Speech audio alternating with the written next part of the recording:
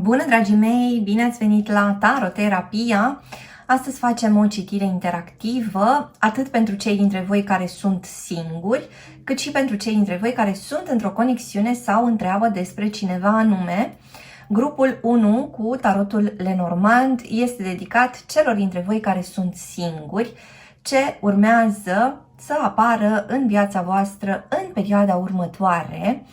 Pentru grupul 2 și 3 avem persoanele care sunt într-o conexiune sau cei care întreabă despre cineva anume. Așadar, grupul 2, Pictorial Key, și la grupul 3 avem tarotul romantic. Pentru cei dintre voi aflați într-o conexiune, vom explora împreună ce ar apărea în perioada următoare între tine și persoana care te interesează. Găsiți toate aceste seturi de tarot și oracolele folosite aici pe www.taroterapia.ro, unde vă invit de asemenea să explorați cursul de tarot intuitiv cu metoda Taroterapia. Învață tarotul în 4 ore. Este o citire colectivă. Vă invit să luați de aici doar ceea ce rezonează cu fiecare dintre voi. Este o citire fără timp, așadar este relevant momentul în care ascultați acest mesaj. Să începem! Grupul 1, sunt aici cu cei dintre voi care sunt singuri sau în căutarea unui partener. Vom folosi pentru citirea voastră tarotul Lenormand și de asemenea acest oracol, Modiano 37. Ce urmează să apară sau cine ar apărea în perioada următoare. Începem cu acest oracol.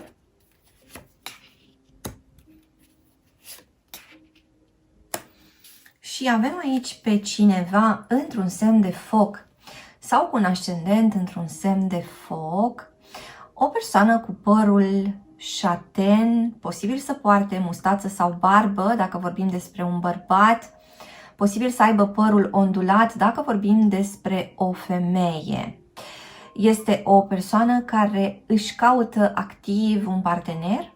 Este o persoană care a trecut printr-o perioadă de insatisfacții, a avut în jurul său tot felul de persoane ezitante sau persoane indisponibile.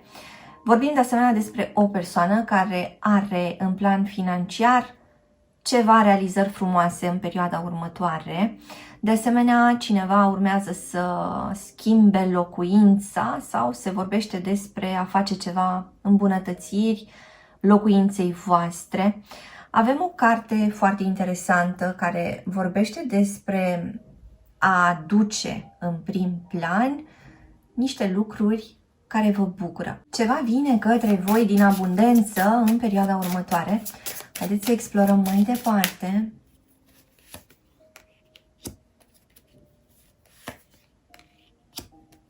O veste surprinzătoare care vine după o perioadă în care ați primit mai degrabă niște vești deloc îmbucurătoare. Există ceva piedici care s-ar putea să fie dizolvate în săptămânile care urmează.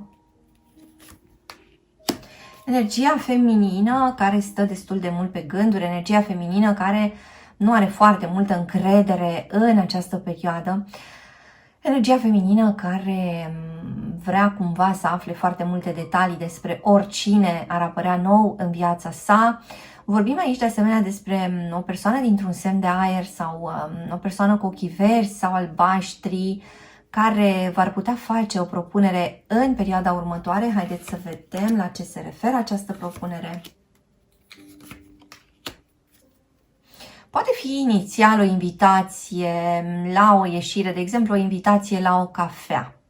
Putem vorbi despre a vă deplasa pe o distanță destul de scurtă, dar a vorbi de asemenea cu această persoană și despre o călătorie ceva mai lungă.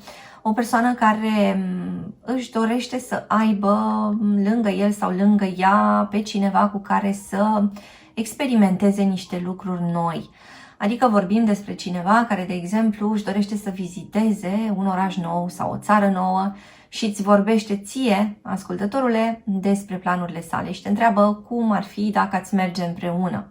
cum ar fi dacă ați trăi această experiență unul cu celălalt. Simt că este cineva care nu se aruncă direct într-o relație, ci mai mult și-ar dori să te cunoască. Și pentru o parte dintre voi, cred că este de fapt o propunere destul de potrivită, având în vedere că și voi aveți nevoie să înțelegeți mai multe, să cunoașteți mai bine această persoană, să nu vă aruncați cu totul într-o poveste nouă. Unii dintre voi vin după o dezamăgire recentă.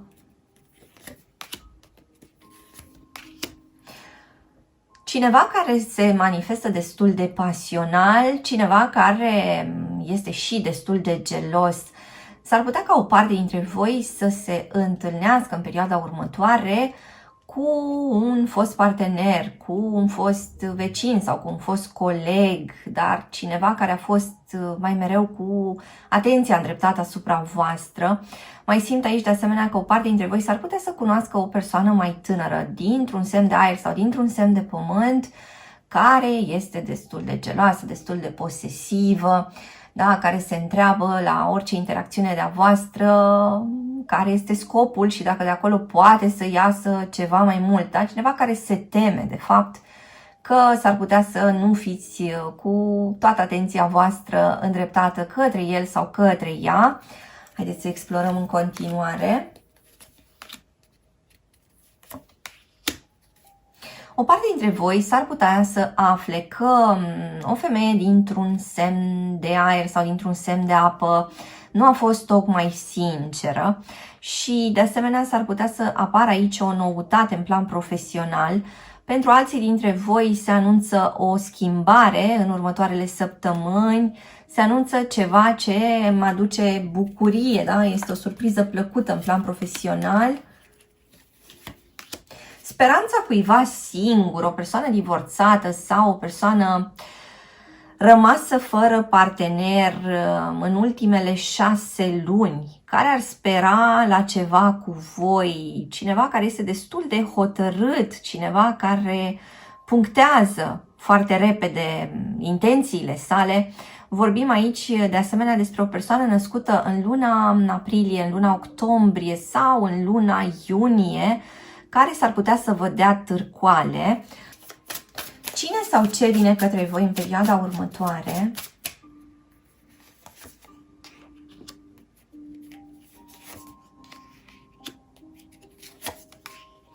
Pentru o parte dintre voi, aici avem pe cineva cu o energie destul de nestatornică.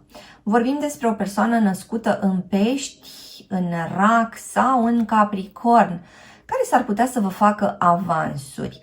Nu știu în ce măsură vă interesează această persoană, s-ar putea să vă placă discursul său, pare să fie o persoană glumeață, dar nu este genul de om care să se așeze sau să-și dorească să se așeze într-o relație în perioada următoare.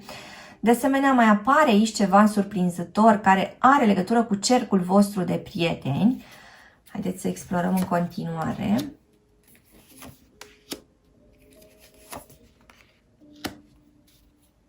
Avem aici o combinație dintre un semn de foc și un semn de apă. Vorbim aici despre un partener cu intenții serioase pentru o parte dintre voi. Vorbim despre cineva care pare destul de serios, așa la prima vedere, da? Cineva care vorbește mult despre serviciu, despre bani, despre casă, despre ce are de rezolvat, ce are de reparat, dar o persoană destul de sensibilă dincolo de această aparentă armură, o persoană care este destul de disciplinată cu banii săi, da? Cu activitățile sale, cu activitatea sa profesională, o persoană destul de ambițioasă și o persoană care poate să fie un partener potrivit pentru o parte dintre voi. Haideți să vedem acum câteva date de naștere. Avem 14, 23, 9, 7, 16, 25, 29, 2, 30. De asemenea, mai avem aici 1, 11 sau 21 sau 31. Haideți să explorăm în continuare ce mai apare pentru voi sau cine apare în perioada următoare.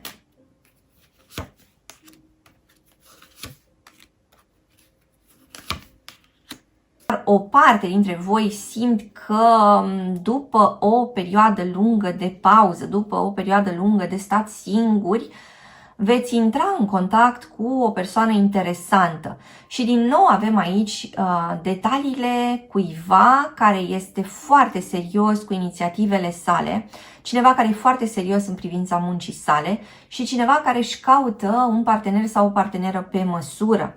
Mai avem aici un indiciu, o interacțiune dintre un semn de foc și un semn de aer. Vorbim despre o persoană care are în minte destul de clar cum ar trebui să arate partenerul sau partenera sa. Simt că voi aveți foarte multe calități din cele pe care această persoană le caută. De asemenea, din partea voastră există de la primele întâlniri impresia asta că aveți o compatibilitate bună cu această persoană. Haideți să explorăm în continuare.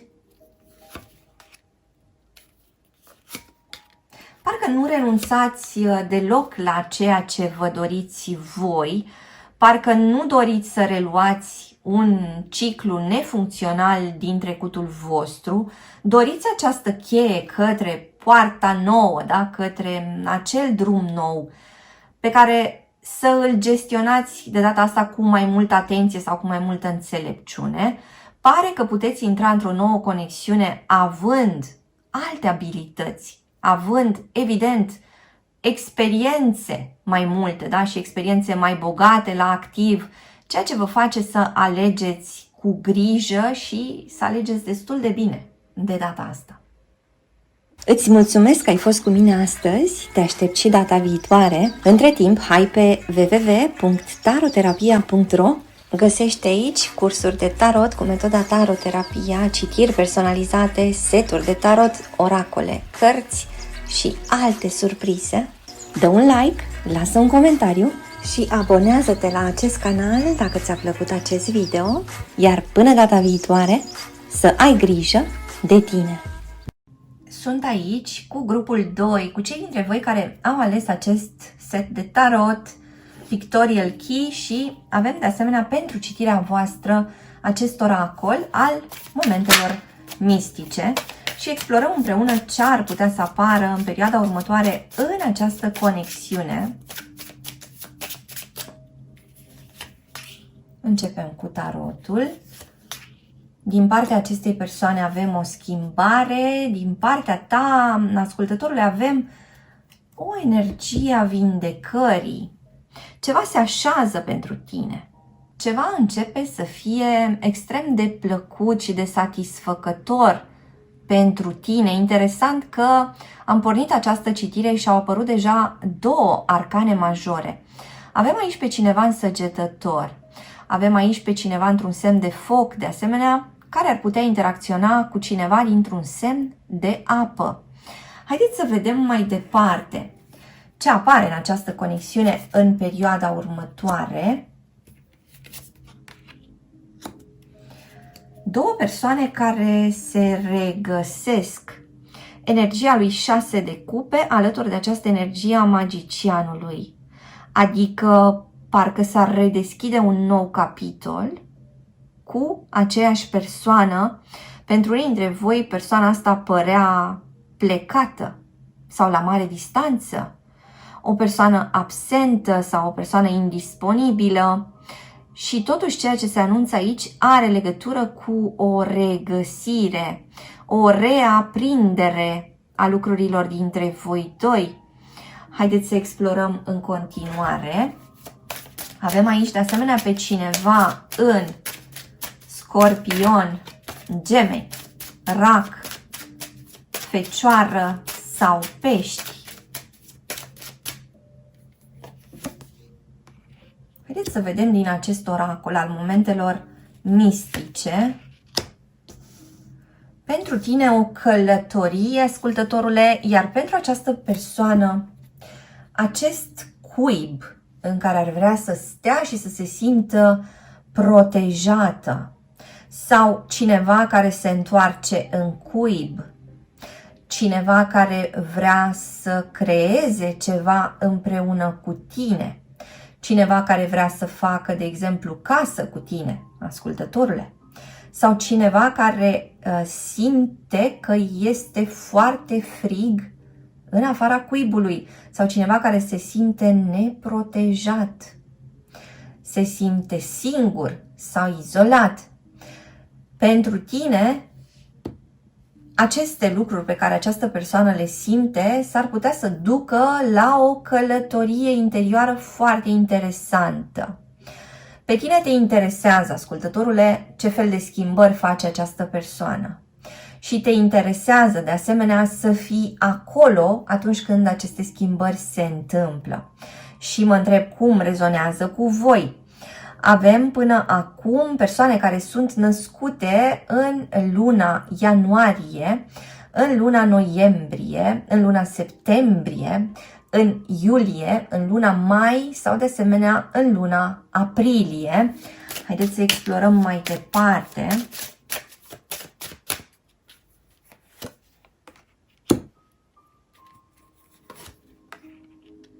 Iată o persoană care începe să-ți declare niște lucruri, ascultătorule, într-un mod foarte romantic. Cineva care până acum părea că nici măcar nu te ascultă, sau cineva cu care vorbeai și părea că nici măcar nu te aude, și care acum ar face o călătorie până la lună și înapoi, doar ca să poată să-și recapete locul său lângă tine, sau în alte cazuri să poată să-și păstreze locul său lângă tine, să nu rămână fără acest cuib despre care vorbeam mai devreme.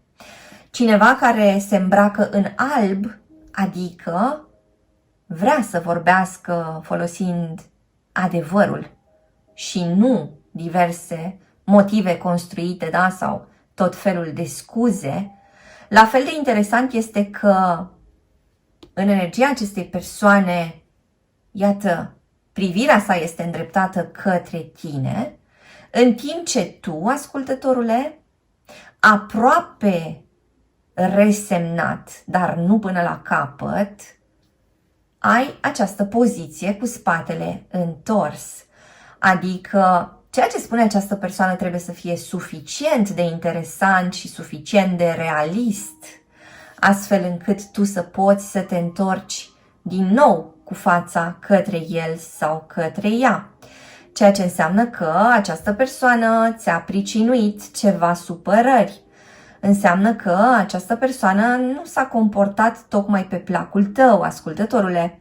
Și poate că tu ești într-o perioadă în care dorești să dai o lecție acestei persoane, astfel încât să nu mai repete un astfel de comportament. Vorbim aici despre persoane care sunt născute pe data de 10, 20 sau 30. Persoane născute pe data de 8, 12, 18, 22, pe data de 7, 17 sau 27. Persoane născute de asemenea pe 23, pe 4, persoane născute pe 14, conexiuni care au început într-una dintre următoarele luni: august, octombrie, martie, februarie sau în luna iulie. Vă rog să-mi spuneți cum rezonează cu voi. Haideți să vedem mai departe.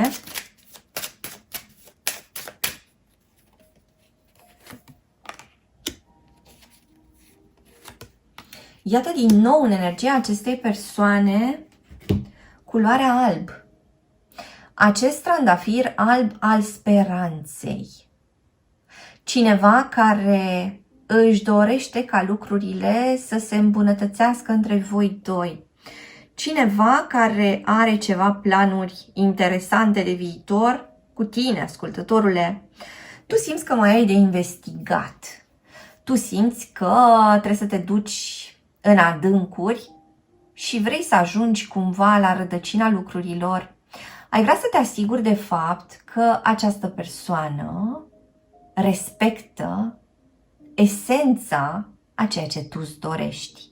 Adică tu, ascultătorule, nu mai accepți compromisuri. Parcă nu mai accepți firimiturile și asta dă foarte bine în ochii acestei persoane, care observând că tu te tratezi pe tine însuți sau pe tine însăți într-un mod diferit, automat începe să se raporteze diferit la tine. Probabil că deja observă o anumită schimbare în energia ta, ascultătorule, de ceva vreme și deci acum trebuie să pună în scenă acele lucruri care pentru tine au sens, acele lucruri care sunt sincere, dar acele lucruri care în același timp au o probabilitate mare să devină realitate. Adică probabil că tu, ascultătorule, promisiunea ai tot auzit, lucrurile le-ai tot așteptat să se întâmple. Pentru o parte dintre voi, ele nu prea s-au întâmplat sau s-au întâmplat o perioadă după care s-a renunțat la materializarea lor. Așadar, există o serie de dezamăgiri pe care tu ai resimțit-o în legătură cu această persoană. Nici măcar nu-ți mai pasă cum se uită el sau ea la tine, ci dorești doar să vezi că el sau ea face ceea ce tu aștepți de mult să facă. Și din nou mă întreb cum rezonează cu voi. Haideți să explorăm în continuare cu ajutorul tarotului. Iată o explicație, da? Această persoană care fie a abandonat relația, fie a deturnat cursul natural al lucrurilor dintre voi doi, tu, foarte pus pe treabă, foarte concentrat pe ceea ce aveai de făcut, foarte dedicat sau dedicată acestei relații, da? Avem aici, iată, o contradicție în energiile din trecut, care au legătură cu fiecare dintre voi doi. Deci cineva care a cam ales la un moment dat să pună o anumită greutate pe relație. Și simt pentru o parte dintre voi că ați perceput această greutate ca pe un soi de egoism al acestei persoane. Adică ceva de genul, persoana asta nu investește mai mult, nu face ceva mai mult în această relație pentru că așa este comod, da? Pentru că așa îi place, pentru că vrea să obțină totul pe tavă fără să dăruiască nimic. Deci voi la un moment dat ați perceput de fapt că această persoană nu prea ar fi serioasă. În timp ce voi continuați să investiți în relație, în timp ce voi aveați în continuare toate eforturile puse acolo în conexiune, da? Părea că această persoană atârnă într-un picior de un copac. Iar asta pe voi v-a dezamăgit, da? Apropo de acele dezamăgiri care apăreau mai devreme, haideți să vedem ce ar putea să apară în continuare.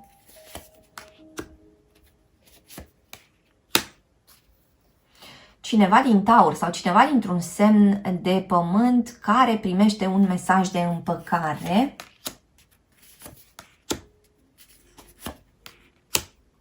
O femeie dintr-un semn de foc sau dintr-un semn de pământ care primește o ofertă ceva mai serioasă. Iată, au apărut și regele și regina de monede, ceea ce înseamnă că pentru o parte dintre voi, în perioada următoare, vor apărea niște planuri foarte serioase în această conexiune. Niște planuri care pot duce de data asta la niște pași foarte buni pentru dezvoltarea acestei relații. Îți mulțumesc că ai fost cu mine astăzi, te aștept și data viitoare. Între timp, hai pe www.taroterapia.ro. Găsești aici cursuri de tarot cu metoda taroterapia, citiri personalizate, seturi de tarot, oracole, cărți și alte surprize. Dă un like, lasă un comentariu și abonează-te la acest canal dacă ți-a plăcut acest video, iar până data viitoare să ai grijă de tine! Sunt aici cu grupul 3, cu cei dintre voi care au ales tarotul romantic. Vom folosi de asemenea pentru citirea voastră oracolul momentelor mistice. Explorăm împreună ce urmează în această conexiune. între tine și persoana care te interesează.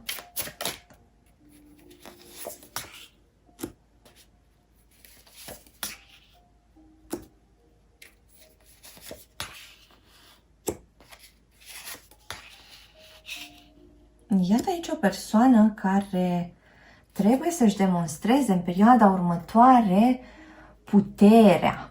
Cineva care trebuie să facă față unor încercări. În energia acestei persoane, o încercare de a echilibra situația dintre voi doi. Cineva care începe să dea jos măștile. Așadar, vorbim despre cineva care parcă, în primul rând, își spune ție și cu sinceritate niște lucruri și apoi se aude vorbind și în fața ta, iar ție acest lucru îți dă această impresie a întoarcerii acasă, da? De ca și cum, iată, cineva drag se întoarce, cineva mult așteptat se întoarce. În sfârșit, această persoană este cea pe care tu o știai, ascultătorule, adică se comportă în acel fel pe care tu îl plăceai. Comportamentul acestei persoane începe să semene cu acel comportament pe care l-a avut atunci când te-a cucerit, apropo de energia acestui 2 de cupe, da? Haideți să vedem în continuare ce apare între voi doi în perioada următoare. Haideți să vedem ce a sărit aici. O schimbare care este generată de către o persoană într-un semn de aer sau de apă.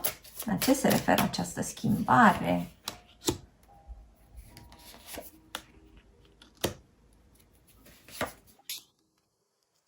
Se referă la raportul dintre a da și a primi în acest cuplu. Schimbarea se referă de asemenea și la felul în care voi vă petreceți timpul unul cu celălalt. Și mai vorbim de asemenea despre o schimbare care vine din partea unei persoane mai tinere sau o schimbare care are legătură cu copiii voștri, pentru cei dintre voi care au copii. Haideți să explorăm în continuare. Iată ce interesantă arcana stelei. În sfârșit aveți o direcție. Și această direcție este o direcție comună. Iată un cuplu care se ține de mână, da? Și care merge pe acel drum care este dorit de ambii parteneri. Vorbim aici de asemenea despre reluarea discuțiilor pentru unii dintre voi, da? După o anumită ceartă, după un eveniment neplăcut, după o discuție ceva mai dură. Vorbim aici despre două persoane care trec peste supărarea lor, trec peste conflictele lor, trec peste motivele care au dus la acele probleme și reușesc să se regăsească, da, mână în mână, îndreptându-se cumva către ceva mai mare, către ceva care are sens pentru amândoi, către ceva care motivează ambii parteneri în această conexiune. Avem aici pe cineva din Vărsător, din Scorpion, din Balanță, pe cineva din Leu sau din Berbec. Mai vorbim de asemenea despre cineva din Fecioară sau cineva din Săgetător. În continuare, lucrurile par să se așeze destul de bine pentru voi doi. Haideți să vedem ce mai apare.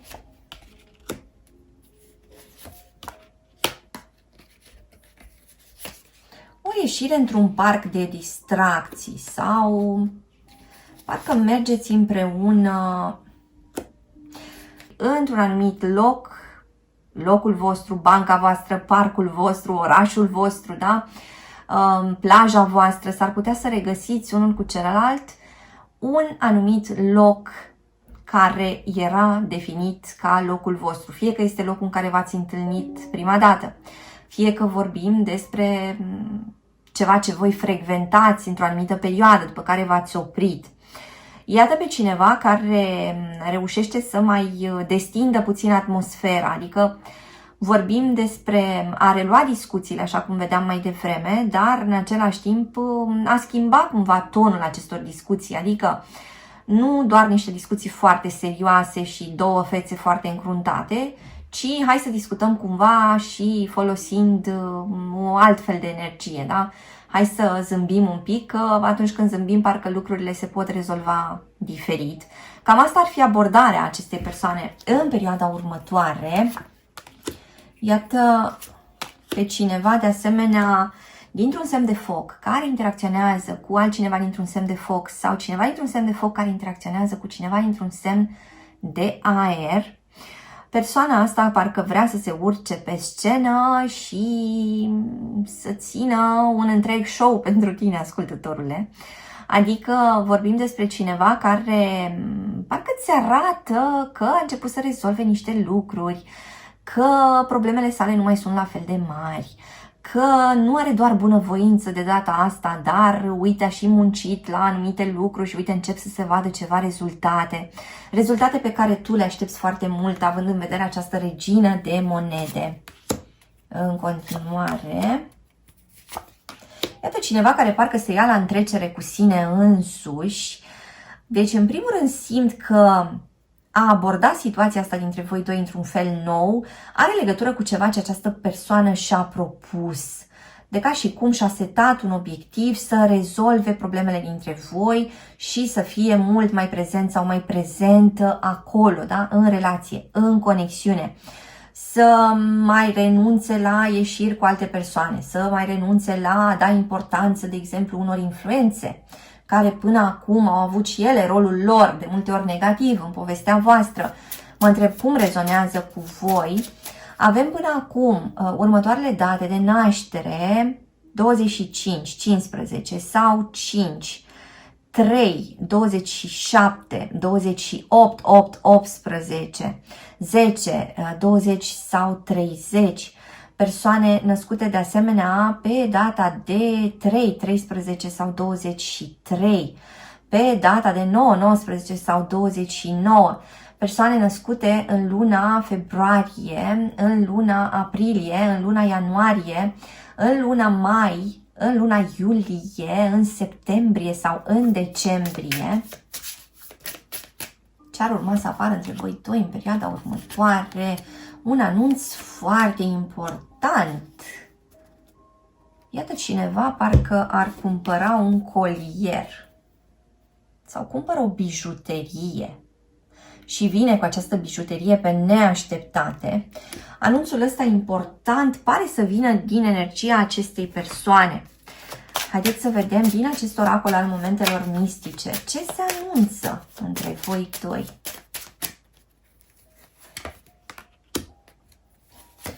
O transformare din partea acestei persoane, cheia perfectă din partea ta. Tu care parcă te-ai uitat cumva cu colțul ochiului către ceea ce face această persoană, transformarea acestei persoane are legătură și cu a readuce pasiune în această conexiune, cineva care este mai prezent lângă tine, ascultătorule, cineva care parcă, iată, se transformă într-un fluture după o perioadă în care s-a târât cam mult. Pentru unii dintre voi această transformare poate părea un soi de transformare magică, dar oare cum a reușit el sau ea, te poți întreba tu? Cum? Că părea că totul se duce la vale. Cum de a apărut această nouă cale pentru noi doi, da? Deci te văd întrebându-te cum de această persoană reușește să pună lucrurile împreună și să schimbe ceva ce pe tine te deranja, ascultătorule. Ceva important de asemenea ce se anunță odată cu schimbarea anotimpului. Această persoană care începe să se înalțe și se apropie de energia soarelui. Cineva născut pe timpul verii care aduce ceva surprize plăcute în această conexiune. Iată un grădinar foarte atent cu ceea ce cultivă. Un grădinar foarte atent care începe să planteze, de fapt, acele semințe pe care tu le-ai tot așteptat și le-ai tot visat, ascultătorule. Îți mulțumesc că ai fost cu mine astăzi, te aștept și data viitoare. Între timp, hai pe www.taroterapia.ro Găsești aici cursuri de tarot cu metoda taroterapia, citiri personalizate, seturi de tarot, oracole, cărți și alte surprize. Dă un like, lasă un comentariu și abonează-te la acest canal dacă ți-a plăcut acest video, iar până data viitoare să ai grijă de tine!